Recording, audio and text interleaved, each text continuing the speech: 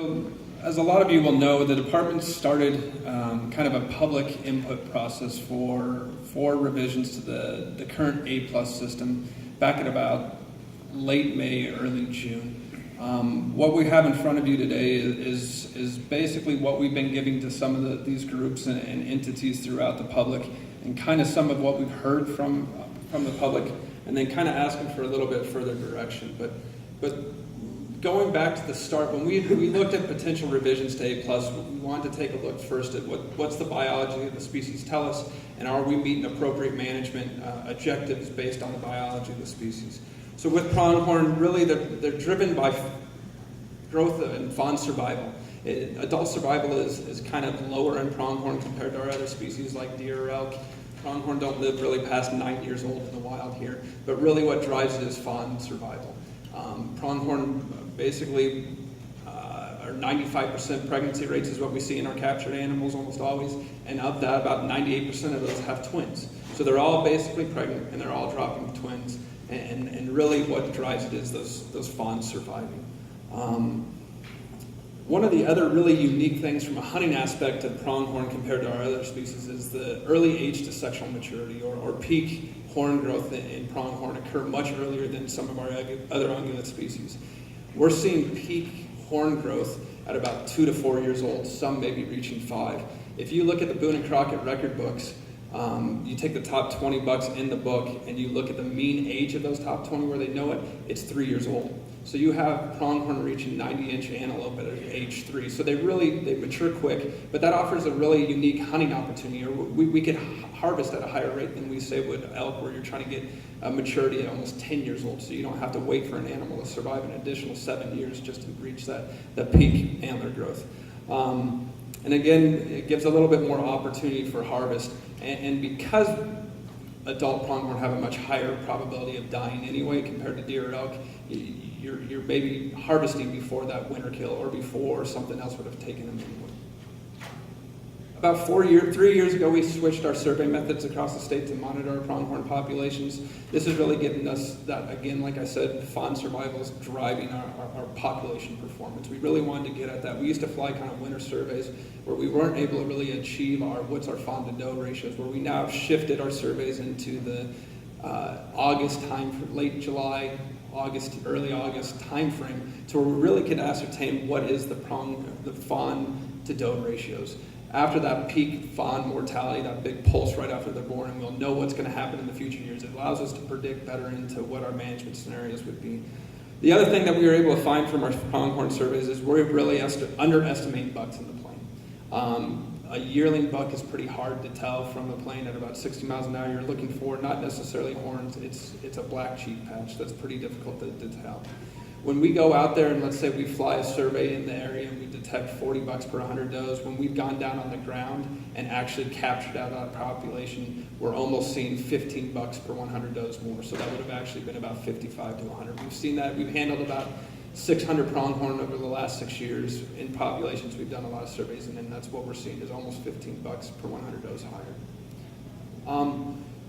Kind of two options, or really our preferred option that we kind of came up with in developing this was going to a system similar to what we have for deer in the state right now. Is basically distributing the public hunting opportunity through the draw, and then having a private land over-the-counter hunt that coincides at the same time frames as the public hunt. Why? And the other option we had in there, in some areas in the state where we offer kind of a limited private land and say such as 2, 5A, or 4 for deer, where we have a draw for private land licenses on deeded land in there. We see those licenses, we put them through the draw, but they're undersubscribed.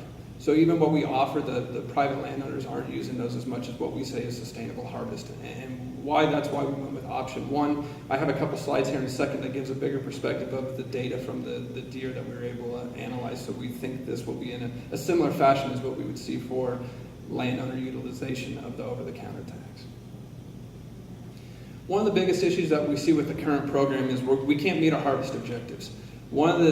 Two of the main reasons why we're not meeting harvest objectives with pronghorn is, and this is specific to the rifle tags, is the way A+ is written right now. A landowner must enroll their private deeded plus their leased land in order to participate in pronghorn. in the A+ program. There are a significant number of landowners across the state that just aren't willing, they don't want to participate. So they're not enrolling their private lands and they're not enrolling their lease lands as well into the A+ system. And so we're not getting an opportunity to hunt on those pieces of property. So there's a lot of lost opportunity, or a lot of areas where properties are not being hunted across the state because of landowners not wanting to enroll. We also see landowners that maybe aren't wanting to enroll because they want to be more conservative on their property than what we're saying is sustainable. Maybe they want to have a higher buck-to-doe ratio than what we're trying to maintain, and they maybe don't sign their agreements because of that. So that land all of a sudden becomes not eligible to be hunted for that season, including the lease land associated with it. And one of the biggest issues that we see with the current system is an acreage-driven system. So the system right now is basically we are allocating licenses across the game management unit based upon the acreage on that property. Pronghorn, if they were evenly distributed across the landscape, an acreage-driven system would be great. But pronghorn are not. They're clumped. They're clumped across the landscape. And so someone that has 20,000 acres might have 500 pronghorn, but someone that has 700, 800 acres might have 500 pronghorn. It doesn't recognize the nature of the species. And so the system is not recognizing where pronghorn occur across the landscape, and we can't get hunting opportunity across that. Kind of a quick rundown, a snapshot. Some of these lands in the northeast area, each GMU there, each one of these are the minimum qualifying acreage that we are showing for a property to receive a pronghorn allocation. And so if you look at GMU 42, for example, you have to have roughly almost 6,000 acres in order to receive one pronghorn authorization. You might be a piece of land in 42, for example, that has 2,000 acres and a sustainable pronghorn population that we could actually hunt, where the land hunter could hunt, or something in there that it's not hunted right now because of the minimum qualifying acreage. The most extreme example in the state is GMU 12 by Fence Lake, where you almost have to have, it's 19,800 and some acres to qualify for a pronghorn tag. So again, it doesn't recognize the species and the distribution across the landscape. So we're losing a lot of hunting opportunity from that. This graphic, and it's a little difficult for some to see, is what we did for every GMU in the state. We wanted to map out where we're hunting pronghorn. So if you look at this GMU, this is GMU 40. Those areas that are not hashed, that are white, is where we're currently hunting pronghorn with rifles in there. Those areas that are hashed black are lands that are not enrolled. So it might be a landowner that decided never to enroll its property or its lease land into the system. So as you'll see, there's a substantial amount of property across that GMU where those landowners have just decided, I'm not going to participate. I don't like the current system. I don't like how it is, and I'm not going to participate in the program. Those lands that are in red hashed are those private landowners that enrolled, wanted to participate, but they don't meet the minimum qualifying acreage. And so we have a lot of lands throughout the state, a lot of landowners throughout the state that want to participate, have pronghorn on their property, have somewhat of a sustainable harvest on their property, but aren't able to participate because of our minimum acreage requirement in the rule right now. Right now, last season, we had 265 ranches across the state of New Mexico that fell into that category.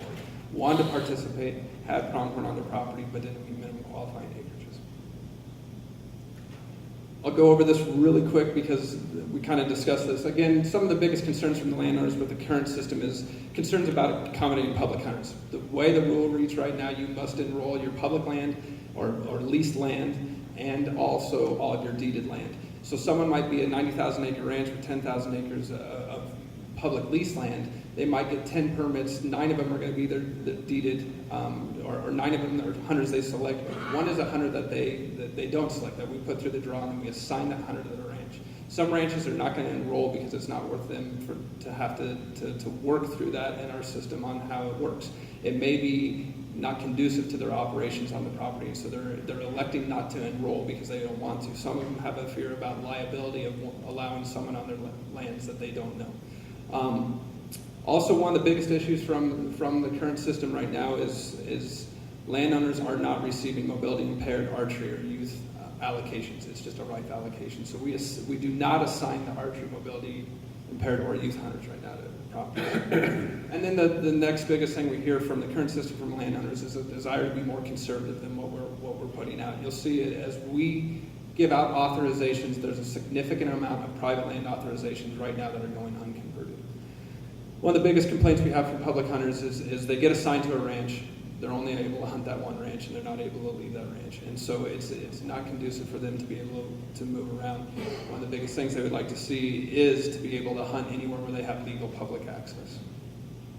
So again, one of the biggest things with this is we're below sustainable harvest. We're having a lot of areas within the state where we're not currently hunting pronghorn, and pronghorn hunting can be increased across the state, both from the biology of the species and from areas. And we think we could do it and still maintain quality.